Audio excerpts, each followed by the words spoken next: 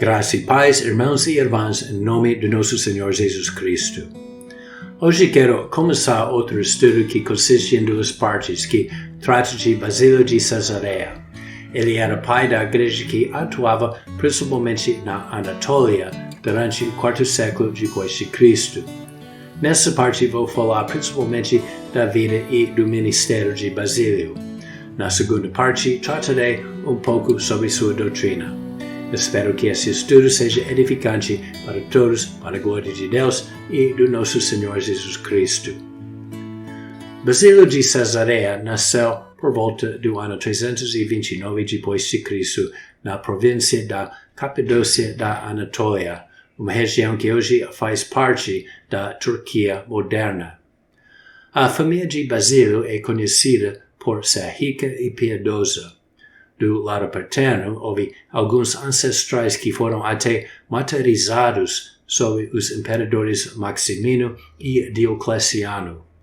Sua avó paterna, Macrina, e sua mãe, Amélia, também são lembradas por serem mulheres piedosas. Basílio recebeu uma boa educação, tanto religiosa quanto clássica.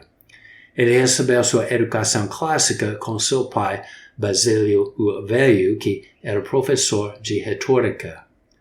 Basílio era o segundo filho entre os 9, 4 homens e 5 mulheres. A irmã de Basílio, Macrina, é conhecida por sua forte fé, responsabilidade e cuidado com a família. Também sabemos os nomes de 3 irmãos de Basílio.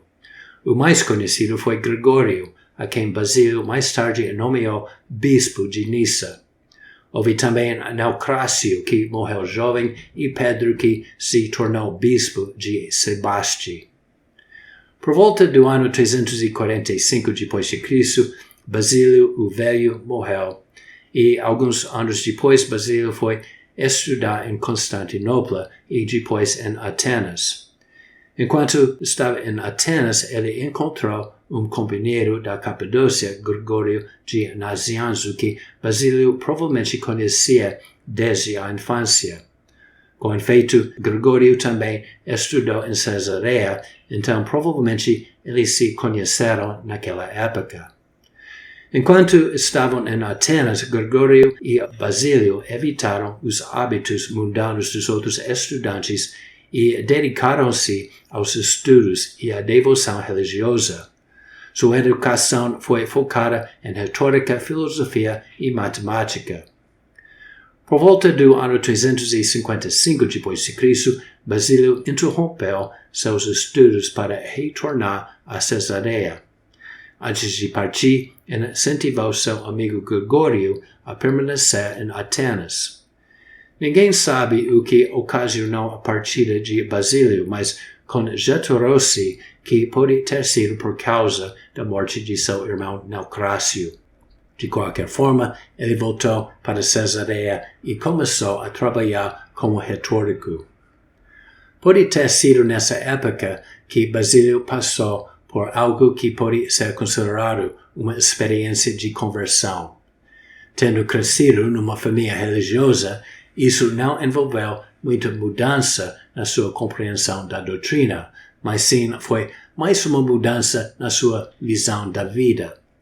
Seu irmão Gregório observou que, depois de retornar de Atenas, Basílio ficou orgulhoso de seu aprendizado. No entanto, sua irmã Macrina interveio e ajudou-o a orientar a sua vida no caminho da retidão. Basílio comentou sua experiência da seguinte forma: Passei muito tempo na vaidade e desperdicei quase toda minha juventude no vão trabalho que empreendi para adquirir a sabedoria tornada tola por Deus.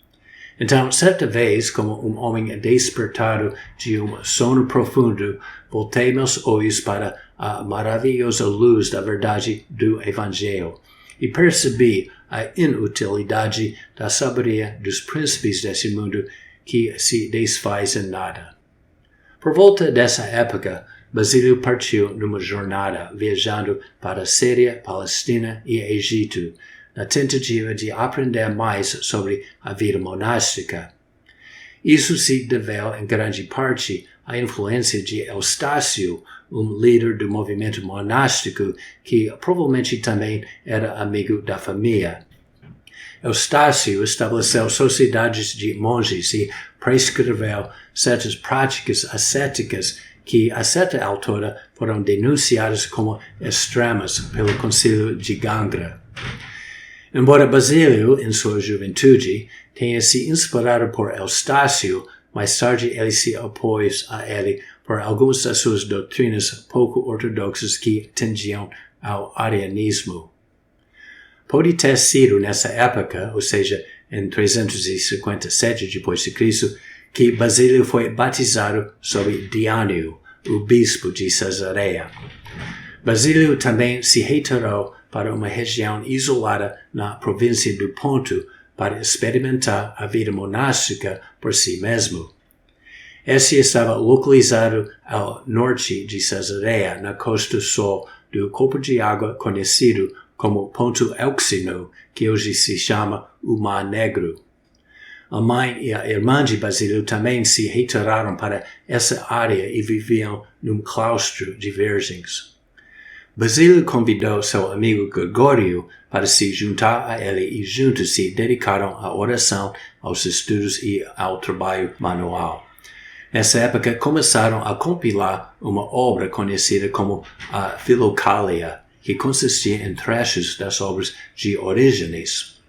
Basílio também começou a compilar um conjunto de regras para a vida monástica que mais tarde serviria de guia para muitas comunidades monásticas.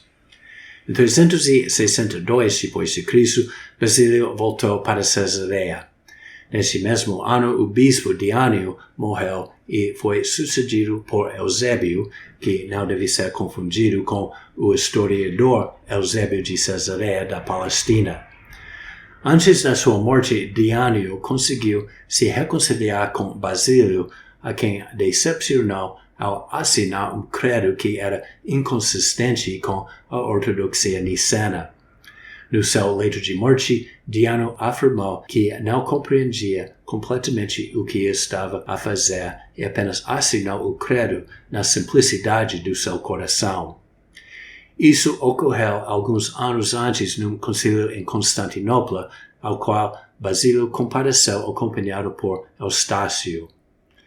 Sob a liderança de Eusébio, Basílio tornou-se presbítero em 364 d.C.